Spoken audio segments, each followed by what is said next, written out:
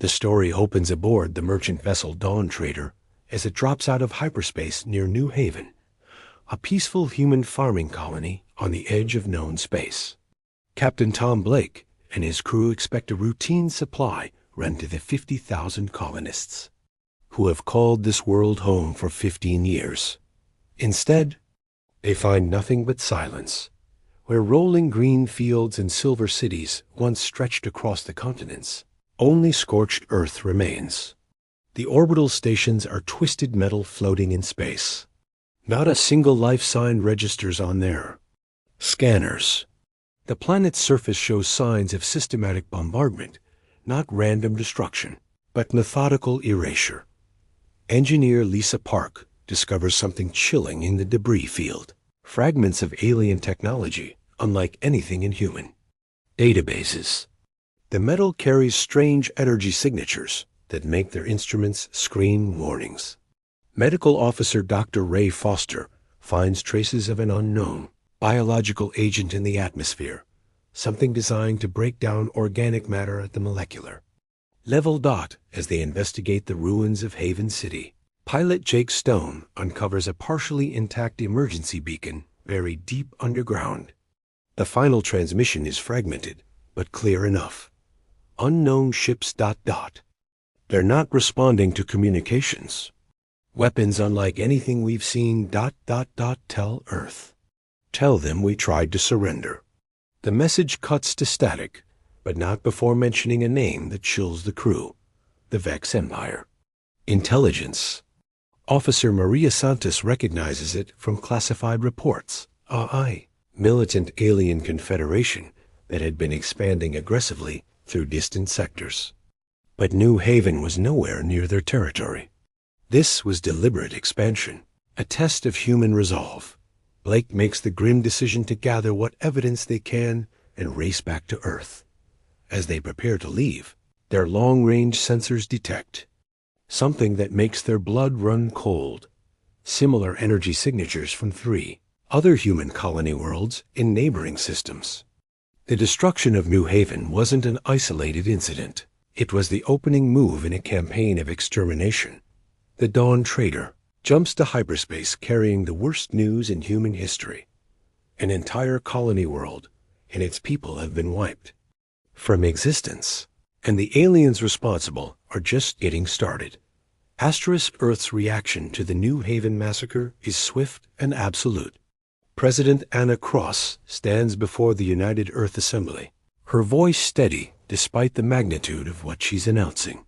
The footage from New Haven plays on screens worldwide: empty cities, lifeless continents, the scattered remains of 50,000 human souls. They didn't just attack our people, Cross declares. They erased them. Every man, woman, and child. Every dream, every hope, every life that called New Haven home is gone. This was not war. This was extinction.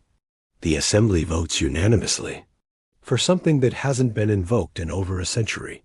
Total War Protocol.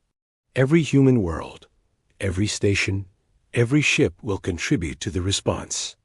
Admiral Jack Hunter, Earth's most decorated military commander, is given unprecedented authority to coordinate humanity's retaliation. Dr. Emily Stone, head of Earth's Xenobiology Department, presents her analysis of the alien bioweapon.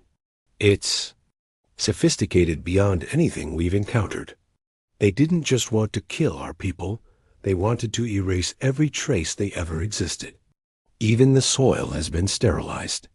As news spreads across human space, something unexpected happens. Colony worlds that have been independent for decades suddenly volunteer their fleets. Mining stations offer their industrial capacity. Even the normally neutral merchant guilds pledge their ships to the war effort. The message is clear. Attack one human world, and you face all of humanity. General Mike Torres oversees the mobilization of Earth's military reserves. Shipyards that had been producing civilian vessels switch to warship construction. The orbital factories above Earth work around the clock, their lights visible from the surface as they churn out weapons, armor, and ammunition. But humanity's Greatest weapon isn't military, it's their fury. Commander Sarah Webb reports from the recruitment centers. We've had more volunteers in the past week than in the previous 10 years combined. People are traveling from the outer rim just to enlist. They're not just angry, they're united in a way I've never seen. Intelligence Director Paul Green reveals intercepted communications from Vex space. The aliens are confused by humanity's response. They expected surrender or negotiation, not this unprecedented mobilization. Their own intelligence suggests they view humans as a minor species, peaceful farmers and traders who would fold after a show of force. They're about to learn how wrong they are as the first human war fleets begin to assemble. Admiral Hunter delivers a message that will be remembered for generations. They thought we were weak because we chose peace. They thought we were helpless because we offered friendship. They will learn that humanity's greatest strength has always been what we do when someone threatens our family. They wanted to erase us from the stars. Instead, they've awakened something that will shake the galaxy itself. The fleets begin their journey toward Vex space, carrying with them the combined fury of an entire species. Asterisk, the first human strike force reaches the border of Vex space 3 months after New Haven's destruction. Admiral Hunter's fleet consists of every class of warship humanity has ever built: sleek destroyers, massive battleships, and the pride of Earth's Navy, the dreadnought Vengeance, its hull painted black in mourning for the lost colonists. Captain Dave Miller leads the scouting force that discovers the Vex forward base at Kepler Station. The alien installation is massive, bristling with weapons that dwarf anything in human arsenals. But Miller notices something the aliens haven't considered. Their base is built for fighting other alien species, not humans. Their shields are optimized for energy weapons, Miller reports to Hunter. But our kinetic rounds, they're not ready for old-fashioned human engineering. The attack on Kepler Station becomes humanity's first victory against the Vex. Human ships swarm the base like angry hornets, their smaller size and superior maneuverability allowing them to slip past the aliens' massive gun batteries. The Vex weapons are powerful, but slow, designed for the sluggish battleships of other species, not the fast attack craft humans prefer. Commander Lisa Chong leads the boarding parties that storm the station. Her Marines fight with a ferocity that shocks the alien defenders. The Vex are used to civilized warfare, formal challenges, rules of engagement, honor in defeat. Humans offer no such courtesy to those who erase children from existence. As the station falls, Chief Engineer Bob Taylor makes a crucial discovery in the alien computers. The Vex have detailed files on dozens of species they've conquered or destroyed. Humanity isn't their first victim, it's just their latest. The files reveal the locations of their main supply bases, their shipyards, and most importantly, their homeworld. Dr. Amy Foster, the fleet's xenobiologist, analyzes captured Vex prisoners. They're pack hunters, she explains to Hunter. Their entire society is built on the concept of strength dominating weakness. They genuinely can't understand why we don't surrender after they demonstrated their power. The interrogations reveal the Vex's fatal miscalculation. They chose New Haven because it appeared defenseless, a farming world far from Earth's protection. They expected humanity to negotiate, perhaps offer tribute to avoid further losses. The concept of total retaliation for an attack on civilians is foreign to their hierarchical mindset. Colonel Jim Hayes leads follow-up strikes on 3 more Vex outposts. Each victory brings the same result. The aliens fight bravely, but predictably, following ancient tactical doctrines that served them well against other species. Against humans, who adapt and innovate in real time, these tactics prove disastrously inadequate. As news of human victories spreads through Vex space, panic begins to set in among their forces. Fleet Commander Vex, the Vex leader responsible for ordering New Haven's destruction, sends increasingly desperate messages to his homeworld requesting reinforcements. His reports describe humans as unpredictable and unusually aggressive. Admiral Hunter intercepts these communications with grim satisfaction. "They wanted to test our resolve," he tells his officers. "Now they know. But this is just the beginning. We're not stopping until every single alien who participated in New Haven's destruction pays the price." The human fleet presses deeper into Vex territory, leaving burning alien bases in their wake. With each victory, more Vex worlds go silent. Their communications cut off as human forces sweep through their outer territories like a rising tide of vengeance. The hunt has begun, and humanity shows no signs of stopping. 6 months after New Haven's destruction, human forces have carved a path of devastation through half of Vex space. Admiral Hunter's fleet, now grown to include ships from every human world, prepares for the assault on Nexus Prime, the Vex Empires, capital world and the home of Fleet Commander Vex. The alien homeworld is a fortress unlike anything humanity has encountered. Massive orbital platforms bristle with weapons that could shatter moons. Energy barriers capable of stopping entire fleets protect the planet's surface. The Vex have had centuries to fortify their seat of power. Captain Mark Stevens, commanding the stealth ship Shadow, leads reconnaissance missions through the system's outer defenses. His reports paint a picture of an empire in panic. "They've pulled fleets from across their territory," Stevens tells Hunter. "Everything they have is here, waiting for us. They know this is their last stand." Dr. Rachel Green, analyzing intercepted Vex communications, discovers something unexpected. "They're not just afraid of losing," she explains. "They're terrified of what other species will think if humans defeat them. Their entire empire is built on the perception of invincibility. If we beat them here, their subject worlds will revolt." The battle for Nexus Prime begins with humanity's largest fleet action in history. Over 2,000 human ships pour into the system, led by the mighty Vengeance. The Vex response is immediate and overwhelming energy beams that could crack continents, slash through space, while swarms of alien fighters engage human squadrons in deadly dogfights among the stars. But the humans have learned from every previous battle. Commander Tony Lopez leads fighter wings that use hit-and-run tactics, exploiting the Vex's reliance on formation fighting. Colonel Beth Martinez's marine assault ships punch through alien defenses using techniques no other species would.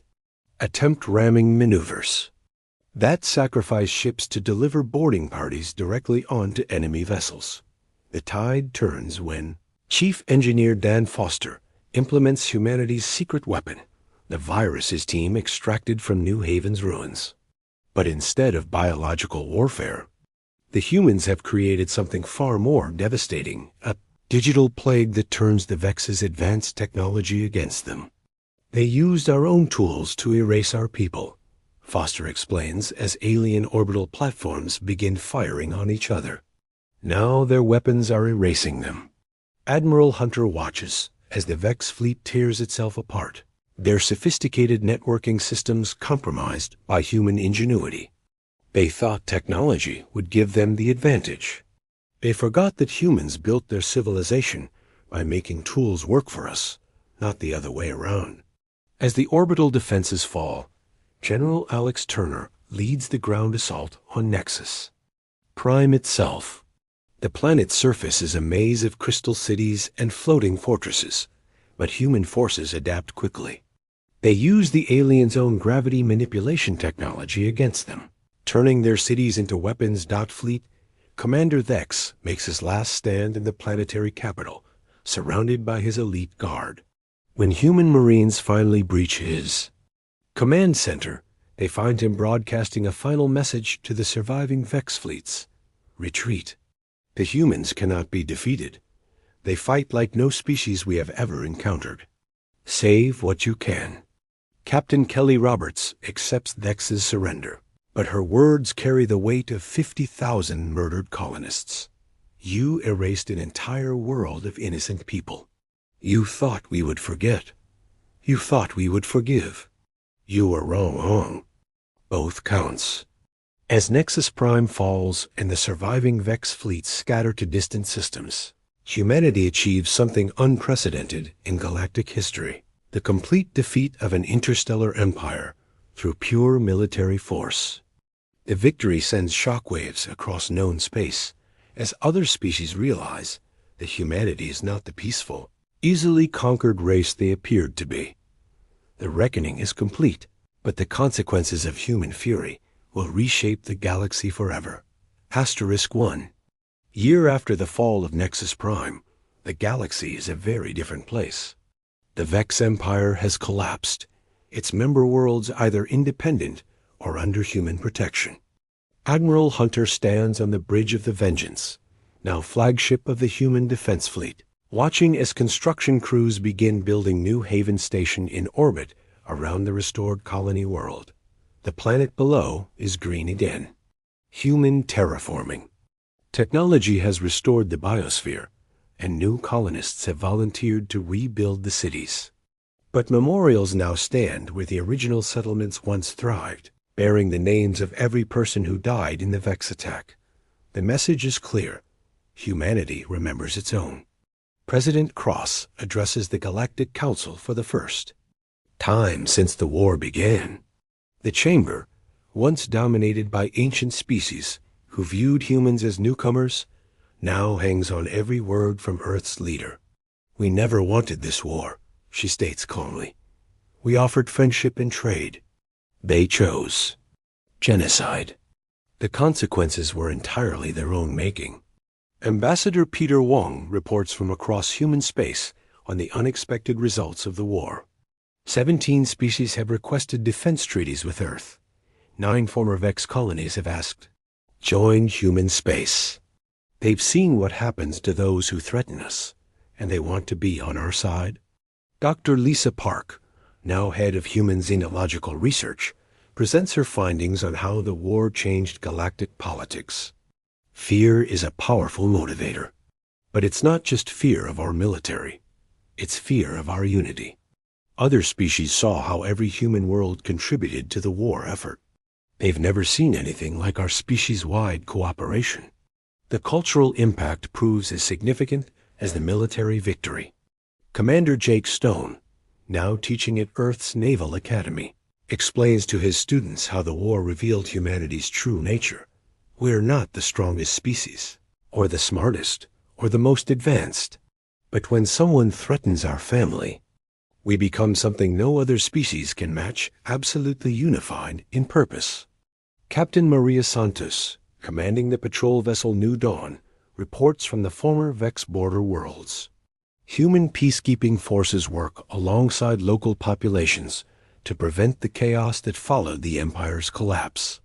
But the peace comes with clear conditions. Any species that attacks human civilians will face the same fate as the Vex: intelligence. Director Paul Green reveals that other aggressive species have quietly abandoned expansion plans that would have brought them into conflict with human colonies. The Battle of Nexus Prime is required study in military academies across the galaxy. They call it the human demonstration, a textbook example of what happens when you underestimate our species.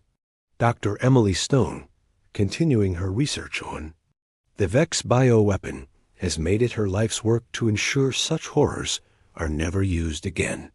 Her team develops countermeasures and shares them freely with allied species. The Vex tried to erase us from existence. Instead, they ensured that humanity's name will be remembered as long as the stars burn. The memorial service on New Haven draws representatives from across human space. Admiral Hunter delivers the dedication speech at the Monument to the Fallen. Its black stone inscribed with every name from the original colony. They died believing they were forgotten, alone on a distant world. But their sacrifice united our species in a way nothing else could. They will never be forgotten again. As the ceremony concludes, Long-range sensors detect a familiar signature. The Dawn Trader, Captain Tom Blake's merchant vessel that first discovered New Haven's destruction. Blake and his crew have returned to witness the colony's rebirth, completing a circle that began with humanity's darkest hour. The galaxy's political landscape has permanently shifted. The human Commonwealth now stands as one of the major powers, respected and feared in equal measure. Trade routes flow through human space, protected by the same fleets that shattered an empire. Former Vex worlds prosper under human guidance, their populations grateful for liberation from their oppressive masters. But perhaps the most important, change is invisible to alien observers. Humanity has learned what it's truly capable of when pushed beyond its limits. The species that once spread peacefully among the stars now knows its own strength. The gentle farmers and traders who colonized New Haven have been replaced by a people who will never again allow genocide to go unanswered. As new human colonies spread across former Vex territory, each settlement carries the same message: humanity protects its own. The stars themselves seem to whisper the lesson learned at such terrible cost that the greatest mistake an enemy can make is to erase a human colony and believe there will be no consequences. The retaliation that shook the stars has ended, but its echoes will resonate through the galaxy for generations to come.